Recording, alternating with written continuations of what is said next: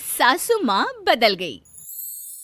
कहानी उस घर की है जहाँ बहू और बेटी को एक माना जाता था, लेकिन फिर अरे शिखा बेटा, तू रसोई में क्यों घुसी रहती है? जा, रोटी मैं बना लूंगी। नहीं नहीं माँ जी, आप बैठिए, बस सारा खाना बन ही गया है। श्वेता को बोल देती हूँ, वो खाना लगा देगी सबका। सॉरी भाभी, मेरे पास वक्त नहीं है। माँ, मुझे पैसे देना, पार्लर जाना है। हाँ हाँ चली जाना, भाभी को भी ले जाना। वो भी जाने को बोल रही थी पार्लर, पर पहले ना मदद कर दे उसके खाना लगाने में। देख माँ, वो बहू है, उसे बहू रहने देना, इतना सर पर मत चढ़ा भाभी को। श्वेता, ज्यादा मत बोला कर। बहू और बेटी में कोई फर्क नहीं होता है। जा जाकर काम कर। ननद को माँ का भाभी से इस तरह प्यार करना बिल्कुल अच्छा नहीं लगता। वो बार बार किसी न किसी तरह माँ को भाभी के खिलाफ भड़काती रहती, लेकिन कोई फायदा ना होता।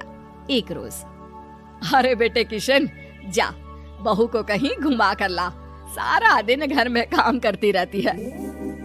हाँ हाँ माँ, हम लोग जा रहे हैं ना गोवा। अच्छा जी, भाभी ने तो हमें बताया भी नहीं। वैसे तो सारी पंचायत करती है, ये गोवा वाली बात क्यों छुपा गई हमसे? अरे क्योंकि उसे खुद नहीं पता था बहन। मुझे टिकट सस्ती मिल रही थी तो मैंने बुक कर दिया। हाँ शिखा, पैकिंग कर ले, संडे हम जा रहे हैं गोवा। दोपहर में शिखा पैकिंग कर रही थी कि सास आ जाती है।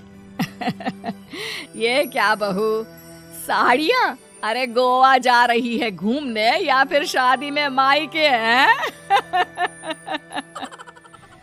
माँ जी, ऐसा कुछ है ही नहीं, समझ में नहीं आ रहा क्या रखूं कपड़े में। अरे तेरी और श्वेता की साइज तो एक ही है, उसके कुछ मॉडर्न कपड़े ले ले, आकर लौटा देना। हाँ माँ जी, ये ठीक रहेगा। शिखा श्वेता के पास जाती है और उससे कपड़े मांगती है। ना जी ना, मैं अपने कपड़े ना दूं, वैसे भी फैल जाएंगे मेरे कपड़े, बहुत महंगे वाले हैं।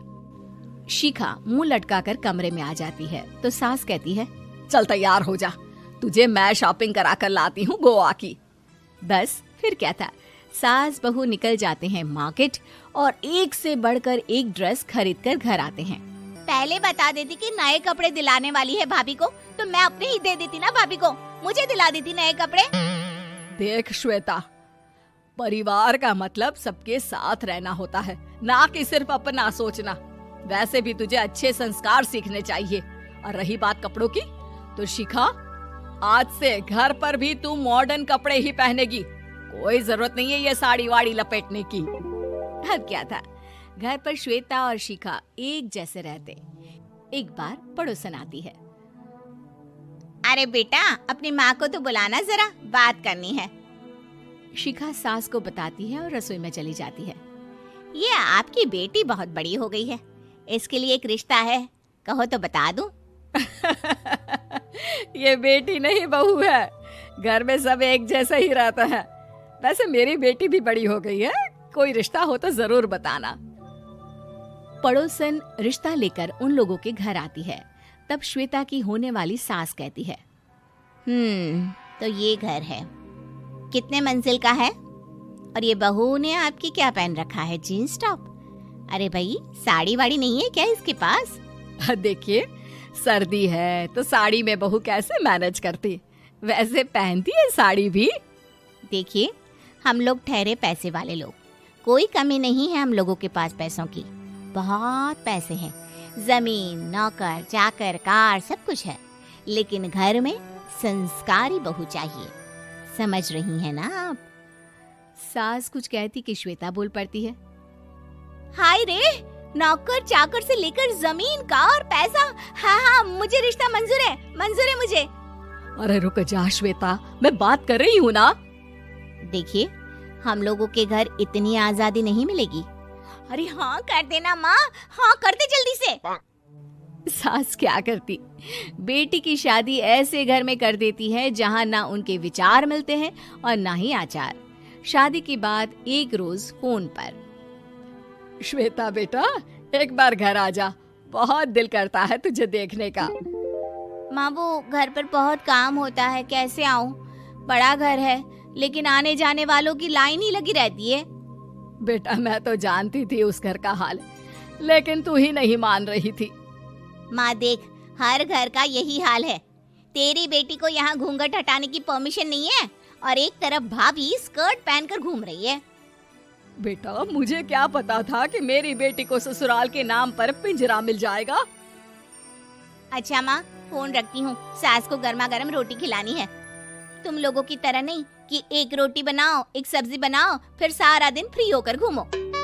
सास फोन तो रख देती है, लेकिन सोच में पड़ जाती है कि एक तरफ बेटी जिसे कोई आजादी नहीं, वहीं दूसरी तरफ बहू जिसे देखकर लगता ही नहीं कि उसकी शादी भी हुई है। अगले रोज। शिखा, अरे ओ शिखा। हाँ माँ, क्या हुआ? कुछ चाहिए आपको? मैं जिम जा रही थी। जिम के कपड़ों में बहू को देखकर सास को घूंघट में अपनी बेटी का ख्याल आता है।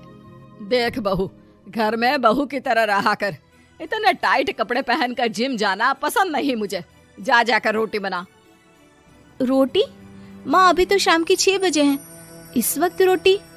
अब क्या मेरे खाने पीने पर भी पहरा है? अरे जब मर्जी तब मैं अपने घर में खा भी नहीं सकती क्या? बहू को अजीब लगता है। वो समझ नहीं पाती कि जो सास कल तक इतनी सपोर्टिव थी, उन्हें अचानक से क्या हो गया। वो किचन में जाती है, गरम रोटी के साथ 2 तरह की सब्जी, रायता, सलाद सब लेकर सास के पास आती है। माँ जी, खाना। इतना सारा खाना? राक्षस समझा है क्या मुझे? रोटी मांगी थी मैंने गर्मा गर्म बस। पर माँ जी, रोटी खाती किससे आप? सब्जी तो बनानी थी ना। अरे भूख मर गई मेरी तेरी बहस से। जा जाकर काम कर, अंदर पूरी रसोई साफ कर। बहू अंदर चली जाती है। थोड़ी देर में श्वेता घर आती है।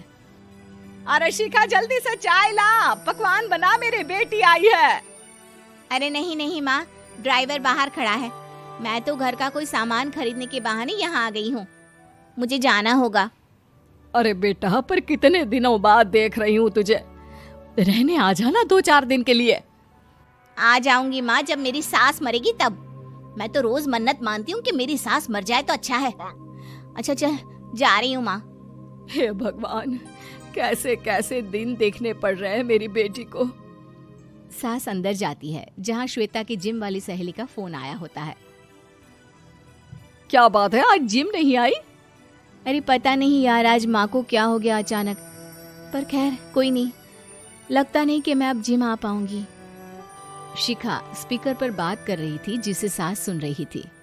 यार ये सास ना होती ही ऐसी है। मैं तो कहती हूँ बुढ़िया जल्दी मरे और तू आराम से जिए। शिखा को सहेली की बात पर गुस्सा आ जाता है। माँ के मरने की कौन सा बच्चा दुआ मांगता है मोहिनी? आगे से ऐसी बात मेरे सामने मत करना। हमारे घर की शोभा ही माँ है। क्या हुआ जो थोड़ी सख्ती दिखा रही है?